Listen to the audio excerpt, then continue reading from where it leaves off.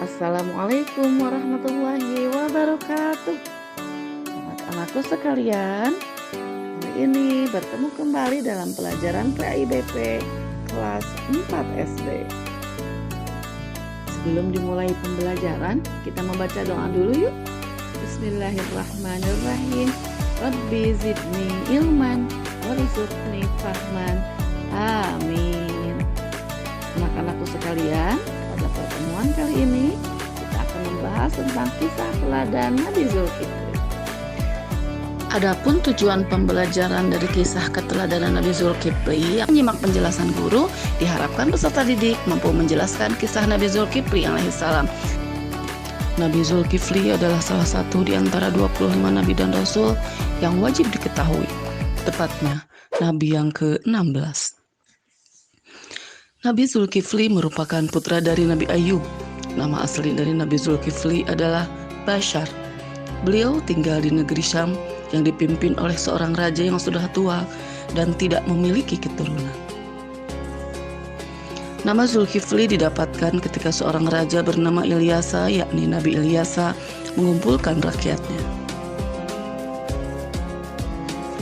Raja itu bertanya, siapakah yang sanggup berlaku sabar jika siang berpuasa dan jika malam beribadah, maka ia akan diangkat menjadi raja. Ternyata tak seorang pun berani menyatakan kesanggupannya. Akhirnya anak muda bernama Bashar mengacungkan tangan dan berkata, "Saya sanggup tuanku." Sejak saat itulah ia dipanggil Zulkifli, yang artinya sanggup. Seperti ayahnya, ia juga mempunyai sifat yang sabar dan teguh, serta taat beribadah. Pada masa kepemimpinannya, ia berjanji kepada rakyatnya untuk menjadi hakim yang adil. Di waktu malam, Nabi Zulkifli selalu beribadah, dan di waktu siang, ia berpuasa. Ia melakukan sholat 100 kali dalam sehari.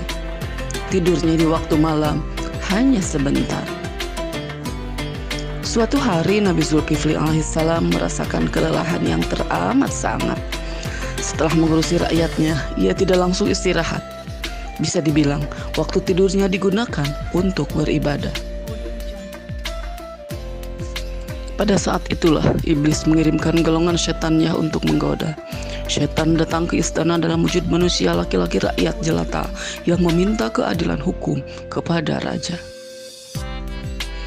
Meski para pengawal kerajaan memberitahukan bahwa raja sedang beristirahat, tapi setan tidak peduli dan terus memaksa ingin bertemu dengan raja. Mengetahui hal ini, Nabi Zulkifli alaihissalam meminta tamunya agar terlebih dahulu datang ke ruang pengadilan istana. Setelah beristirahat sejenak, Nabi Zulkifli alaihissalam berangkat menuju ruang pengadilan. Walaupun sesampainya di sana, ternyata tamunya tidak ada di sana.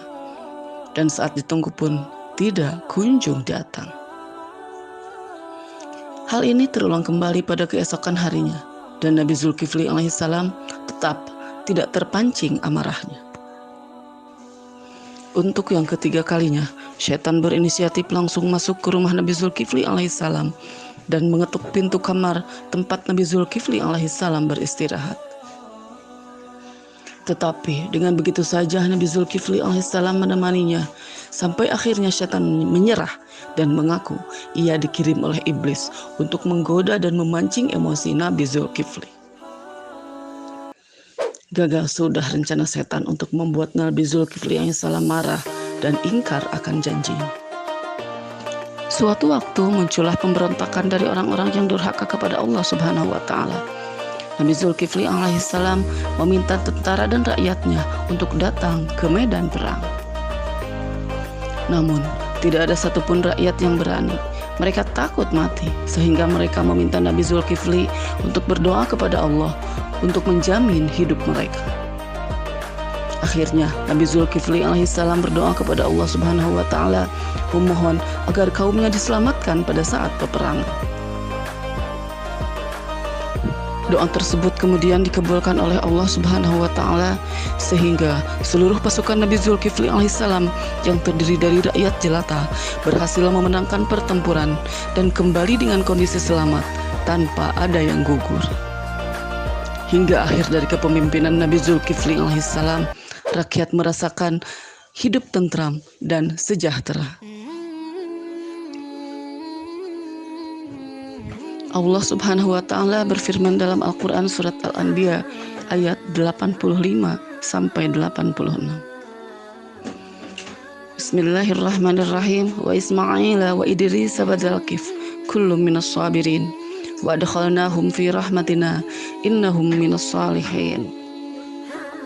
Yang artinya, dan ingatlah kisah Nabi Ismail, Idris, dan Nabi Zulkifli. Semua mereka termasuk orang-orang yang sabar. Kami telah memasukkan mereka ke dalam rahmat kami. Sesungguhnya mereka termasuk orang-orang yang soleh. Allah Subhanahu wa Ta'ala juga berfirman dalam Al-Quran surat Shad ayat 48. Bismillahirrahmanirrahim. Wazkur Ismaila wal Yasa' wa Dzalkif wa kullu minal akhyar. Yang artinya, dan ingatlah akan Ismail, Ilyasa, dan Zulkifli. Semuanya termasuk orang-orang yang paling baik. Demikianlah kisah seputar Nabi Zulkifli alaihissalam.